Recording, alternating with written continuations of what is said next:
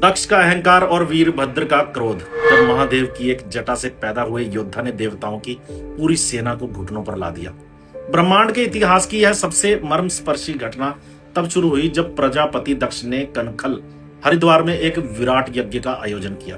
भगवान शिव से ईर्ष्या रखने वाले दक्ष ने इस यज्ञ में समस्त देवताओं, ऋषियों, गंधर्वों को आमंत्रित किया, लेकिन अपनी पुत्री सती और उनके पति महादेव को जानबूझकर उपेक्षित कर दिया। जब देवी सती ने आकाश मार्ग से अन्य देवताओं को उस यज्ञ की ओर जाते देखा तो पिता के मोहवश भगवान शिव के मना करने के बावजूद वहां पहुंच गई। शिव पुराण रुद्र संहिता अध्याय 27 के अनुसार वहां सती ने देखा कि यज्ञ में महादेव के लिए कोई स्थान या भविष्य का भाग निर्धारित नहीं था। जब उन्होंने इसका कारण पूछा तो दक्ष ने भरे समाज में भगवान शिव का अत्यंत अपमानजनक शब्दों में उपहास किया। अपने आराध्य और पति का यह तिरस्कार देवी सती सहन न कर सकी। क्रोध और ग्लानि से भरी सती ने उसी क्षण घोषणा की कि जो शरीर ऐसे शिवद्रोही की संतान है अब वह धारण करने योग्य नहीं है।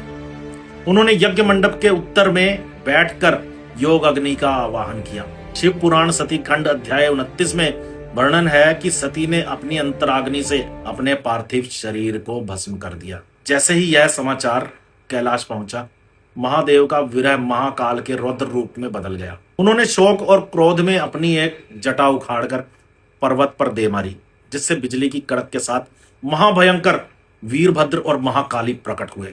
वीरभद्र का स्वरूप इतना विकराल था कि उनके हजारों हाथ अस्त्र शस्त्रों से सुसज्जित थे और उनकी गर्जना से 10 दिशाएं कांप उठी। महादेव की आज्ञा पाकर वीरभद्र अपनी गणों की सेना के साथ दक्ष की यज्ञशाला में काल बनकर टूट पड़े। वहां उपस्थित देवताओं और ऋषियों में हाहाकार मच गया। श्रीमद् भागवत चतुर्थ स्कंद अध्याय 5 के अनुसार वीरभद्र ने यज्ञ का विध्वंस कर दिया और अंत में अभिमानी दक्ष का सिर काटकर उसे यज्ञ कुंड की अग्नि में स्वाहा कर दिया।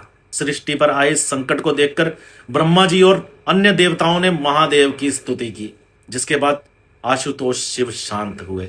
उन्होंने न केवल दक्ष को बकरे का सिर लगाकर जीवित किया, बल्कि सती के भस्म शरीर को उठाकर विक्षिप्तों की भांति संपूर्ण ब्रह्मांड में घूमे, जिससे अंततः 51 शक्तिपीठों की स्थापना हुई। यह कथा केवल विनाश की नहीं बल्कि उस अनन्य प्रेम की है जहां शक्ति के बिना शिव शव के समान हो जाते हैं। क्या आप जानते हैं कि प्रजापति दक्ष अपने ही दामाद शिव से और अपनी ही पुत्री सती से क्यों नाराज थे? क्या कारण था कि दक्ष ने उन्हें विराट यज्ञ में नहीं बुलाया? हमें कमेंट करके बताएं। धन्यवाद।